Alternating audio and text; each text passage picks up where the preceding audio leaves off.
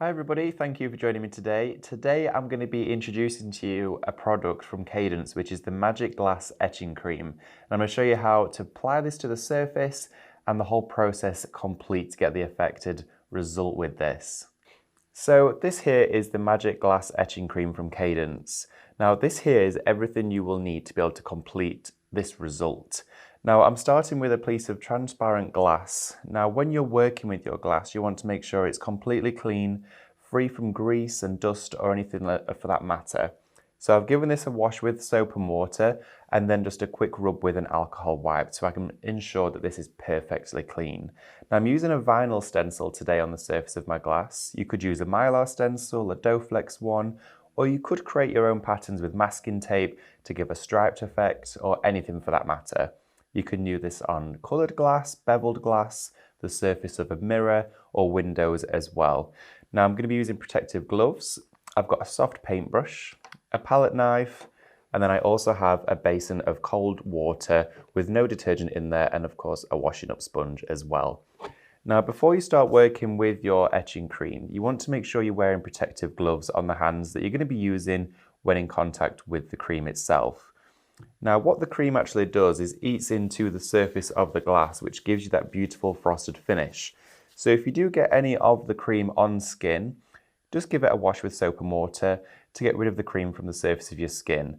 And if you were to see any irritation, of course, just continue to wash. So with this one here, what we're going to do first is apply the cream directly to the glass. Now I've adhered this vinyl down straight to the surface, and you want to be leaving your stencil in place the entire time the cream is in contact. So we're going to take this straight out of the bottle and I'm going to decant it directly onto the glass.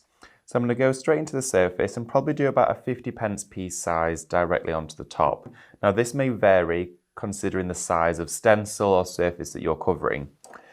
But when you start to apply this, I'm using here a flat paintbrush. It's very soft. And what we're going to be doing is actually laying the cream onto the surface of the glass. We don't want to spread and push it out into a thin layer. You want a very decent thickness. So I'm working with the cream, just dispersing it through the surface, of course, onto any area that we want to be etched.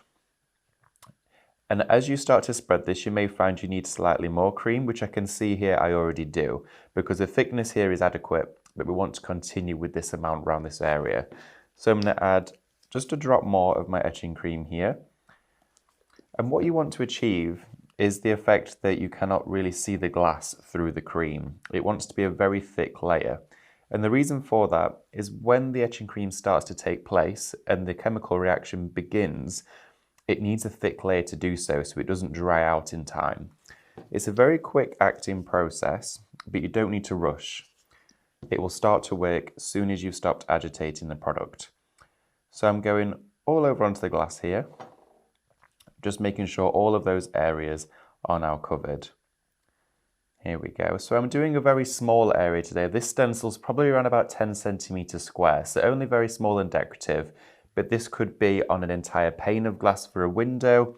It could be on a full wall mirror, absolutely anything at all. Again, now what you want to do is wash your brush that you've used to apply your product with. So take that into your water basin to let that sit before it dries. And then now with our station where we are, you want this to now cure for 2 minutes. So set your timer for 2 minutes and then come straight back to it after that point. Okay, so now 2 minutes has been complete on this process. What you can then do is put any leftover product back inside the bottle because we don't want to waste anything. So taking the cap, which is a screw top to your bottle, will be much easier. Now if you've got a bubble of product towards the top, if you just give it a light tap on your desk, instantly that will clear for you. Now within this process, you don't want to scrape quite harsh onto the surface because then you're going to take away the initial layer. So gently just gliding over the top just to get the most amount of quantity of product. Here we go. So the largest quantity of product away from the surface. And this means, of course, you've got more etching cream to use in the future for those future projects. Now I chose to use my snowflake stencil for this one, which I cut on my Scan and Cut because I found it the most appropriate, of course, for Christmas, doing all of the glassware, table decorations, etc. It will just look fabulous. Now what we're going to do is take our glassware directly to our water basin. So with this, I'm just using cold water with no soap at all. You can see my brush is still in here as well, so we can wash it all at the same time. Don't be tempted to use soap when you're using this process. It's just not essential. Cold water will do the job just fine. And I'm actually going to wash this whilst the stencil is still on. And the reason for that is if I was to remove this stencil now, I have risk of spreading the cream before we actually wash it away. So just taking my sponge, I'm just going to rinse this directly over the top, just trickling the water onto the surface. Now, because I'm sure that a lot of the product is now being removed, I can start to take away my vinyl stencil. Now, this is one that I'm going to be disposing of after I've used. Here we go. So I'm just going to remove this from the surface. So it's a really crisp line, and then I can dunk this directly into the water to get rid of any excess cream. Wringing out the sponge to give me a clean sponge each time I go back in.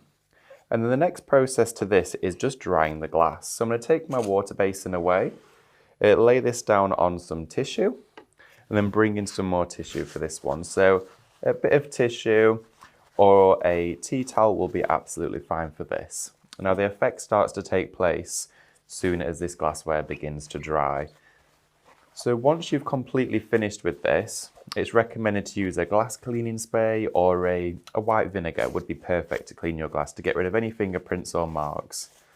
There we are, and just give it a nice burnish towards the reverse. Now you can see here, instantly, we have our etched glass, just like that. So if I share this towards you, we have etched directly onto the surface of our glassware, which has given our glass a completely frosted finish. Now this could be perfect onto mirror spray on the reverse. You could then go around here still with your rice papers, but this is a permanent finish. So when you've done your etched glass surface onto a window, onto a glass jug, onto photo frame glassware, maybe onto wine glasses, it's still functional. So if you're doing it from a drinking glass, you can still use it for the purpose it was designed for, because no product is left on the surface of the glass. It's completely frosted as it is. It looks immaculate. It's a beautiful decorative finish, but that there is the steps on how to use your Cadence Magic Glass Etching Cream. Thank you for joining me. If you want to see more from Highlight Crafts, make sure you click the like button, subscribe by clicking the subscribe button below, and click the bell icon to receive notifications of all of our future content.